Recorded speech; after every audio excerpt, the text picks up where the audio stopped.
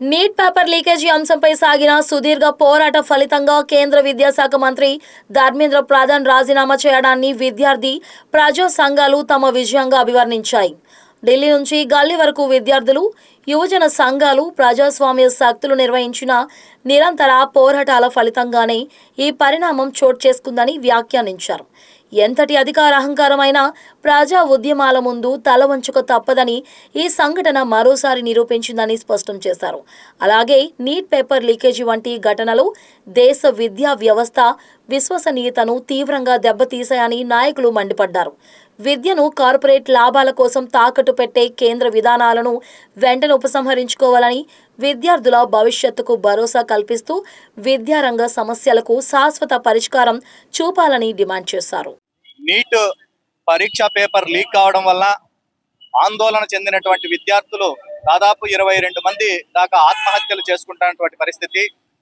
అయితే దీనికి బాధ్యత వహించి కేంద్ర విద్యాశాఖ మంత్రి ధర్మేంద్ర ప్రధాన్ రాజీనామా చేయాలని చెప్పి సిజేపీ ఆధ్వర్యంలో విద్యార్థులు ఢిల్లీలోని జంతర్ మంతర్ దగ్గర గత కొంతకాలంగా దీక్షలు చేస్తూ ఆందోళన చేస్తున్నారు. అయితే దానికి నైతిక బాధ్యత వహించకుండా కేంద్ర ప్రభుత్వం అక్కడ చేస్తున్నటువంటి ఆందోళనకారులను విదేశీయులని చెప్పి వాళ్ళకు విదేశీ ఫండ్స్ వస్తున్నాయని చెప్పి ఈ ఉద్యమాన్ని పక్కదారి పట్టించేటువంటి ప్రయత్నం చాలా బలంగా జరిగింది.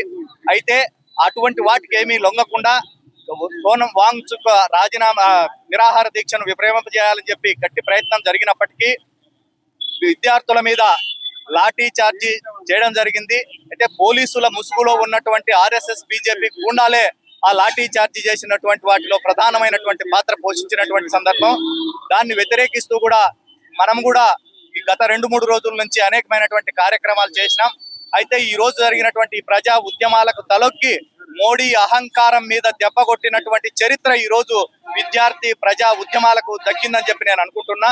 ప్రజాస్వామ్యంలో ఈ రోజు ఒక చారిత్రకమైనటువంటి దినం. గత 12-13 సంవత్సరాల నుంచి మోడీ ఇటువంటి వాటికి లొంగకుండా ఎన్ని ఆరోపణలు వచ్చినా తన మంత్రివర్గ సహచరులను వెనకేసుకొస్తున్నటువంటి సందర్భాన్ని మనం చూసాం. అయితే ఈ ఉద్యమం తగ్గేదే లేదని చెప్పి విద్యార్థులు గాయపడిన, ప్రాణాలు పోయినా ముందుండి పోరాడినారు. దానికి నిరసనగానే ఈ రోజు దానికి తలొక్కి విద్యాశాఖ మంత్రి రాజీనామా చేశారు. భవిష్యత్తులో కూడా ఈ ప్రజా ఉద్యమాల వల్లనే ప్రజాస్వామ్యం నిలబడుతుందని చెప్పి మేము గట్టిగా నమ్ముతున్నాం. కాబట్టి ప్రజా ఉద్యమాలకు ఏ ఉద్యమానికైనా జన విజ్ఞాన వేదికగా మేము మద్దతు ఇస్తామని చెప్పి ఈ సందర్భంగా తెలియజేస్తాం.